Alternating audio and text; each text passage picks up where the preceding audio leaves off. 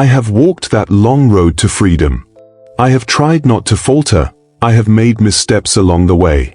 But I have discovered the secret that after climbing a great hill, one only finds that there are many more hills to climb. These are not just words. These are the echoes of a man who spent 27 years in prison, and yet emerged not with vengeance, but with vision. Today, we dive deep into the mind and heart of one of the greatest leaders the world has ever known. Nelson Mandela. Let's explore his thoughts, his battles, and his wisdom. Nelson Mandela once said, "Resentment is like drinking poison and then hoping it will kill your enemies." How many of us carry grudges? How many live imprisoned by bitterness?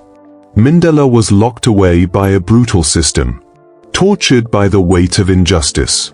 Yet, when he walked free from Robben Island, he left behind his anger, not because he forgot, but because he knew forgiveness is freedom. Forgiveness is not weakness. It's power. It's leadership. It's maturity. And Mandela showed the world that if a man can forgive those who stole almost 3 decades of his life, then we too can forgive those who wrong us in everyday life. Mandela taught us. I learned that courage was not the absence of fear, but the triumph over it. He was afraid. He admitted it. He feared for his people, for his life, for his family. But he stood anyway. He raised his voice anyway. Because bravery isn't being fearless. It's acting in spite of the fear.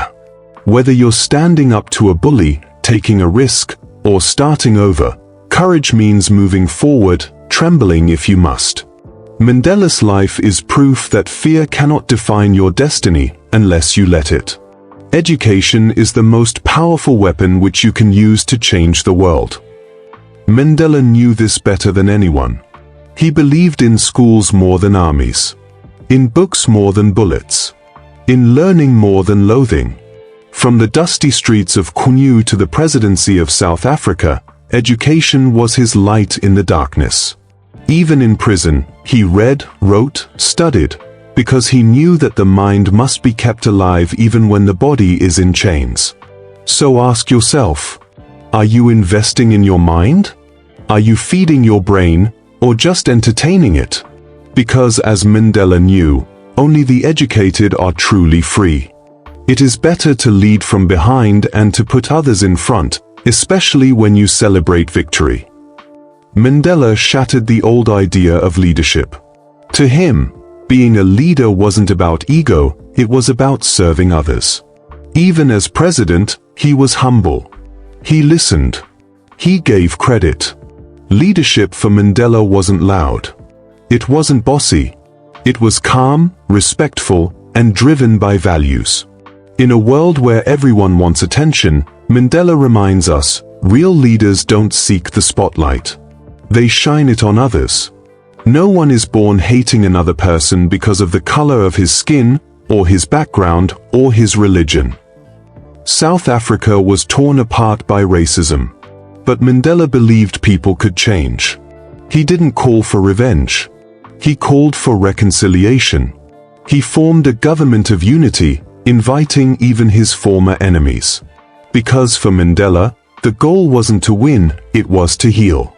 In our own lives, how often do we create walls instead of bridges? Mandela challenges us. Can you unite, even when it's easier to divide? Mandela didn't have superpowers.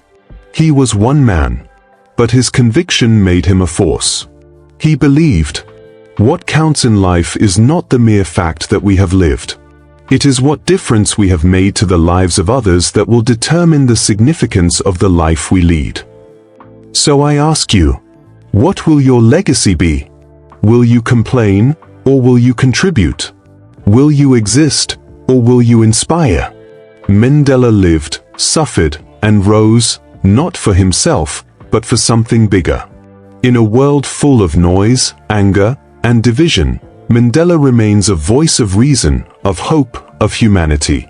He taught us to forgive when it's hard, to be brave when we're scared, to lead by lifting others, to love when we've been hated, to live not just for ourselves, but for the world. This was not just a summary of a man's life. It was a call to live differently, to live boldly, to live like Mandela. If this message moved you, share it. Let it reach someone who needs to hear it. And remember, it always seems impossible until it is done. Nelson Mandela.